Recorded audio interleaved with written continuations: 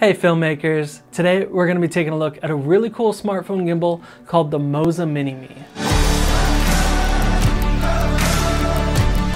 Now right off, we're going to take a look at some of the test footage that we shot with this gimbal. But before we do that, I want to talk about who these type of smartphone gimbals are for. In my opinion, smartphone gimbals are for people that are just getting started in videography and they don't already own a DSLR. I also feel like smartphone gimbals are perfect for vloggers that are already shooting on a phone. I wanted to show you just how easy it is to shoot with this gimbal, even if you have zero experience. So I had my wife, who has no experience with gimbals, shoot all the test footage. So let's see what she got.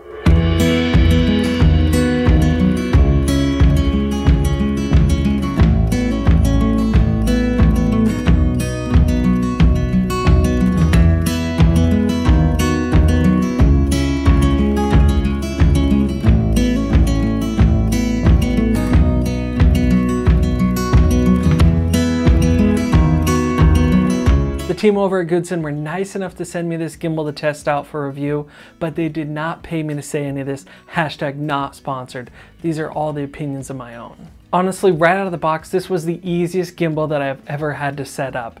I literally popped my phone onto it, adjusted this one knob on the back to get it level, and that was it. Turned it on and it was ready to go. I could get shots immediately. I'm not even kidding you. It took me maybe 1 minute to set up. That is a beautiful thing, because anyone that's ever set up a gimbal knows that you can struggle with it sometimes for hours if you haven't done one before. It can be really complicated to get balanced. There are a handful of simple buttons on the back that allow you to control the gimbal without diving into the app.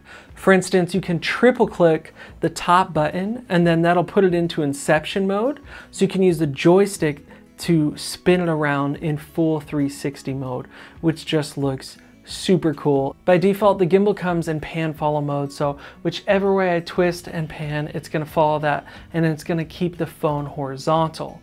Now, if you double click the left button, it goes into full locked off mode. So whatever I do, the camera or the phone is always going to stay pointed in the same direction.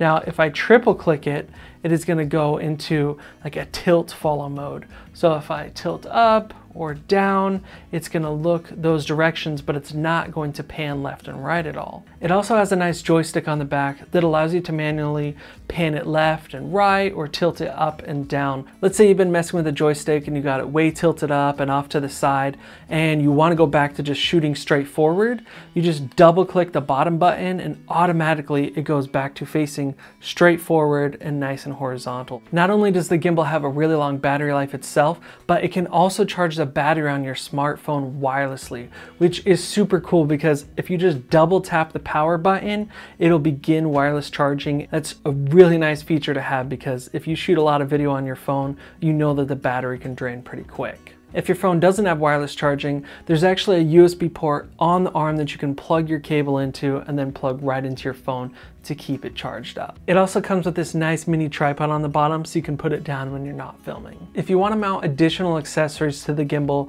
there are 2 1/4-20 threads on it, so you can mount something like a microphone or a light to it, whatever you want. The gimbal is fully rechargeable via mini USB on the back of the handle. The only disadvantage of that is that you can't swap out fresh batteries in the middle of a shoot.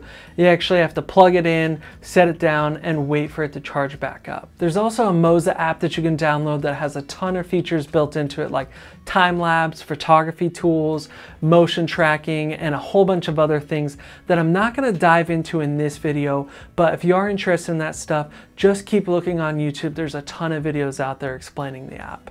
At the time of filming this video, the Moza Mini-MI is only $99, which is super cheap for all the features and capabilities packed into it. So if you are interested in picking one up, definitely check out the links in the description below. To be honest, going into this, I didn't think that a smartphone gimbal would be that great, but I've actually been pretty impressed with it and it's held up really well over the past couple weeks of using it.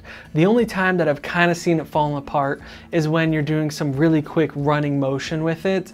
And in reality, it's actually pretty stable, but the camera itself just can't handle it. At least my iPhone doesn't. I don't know if it's the in-body stabilization in the camera or what, but it's kind of, glitches a little bit or looks like it's trying to pull focus, and so it's kind of pulsating. But again, that might just be my phone.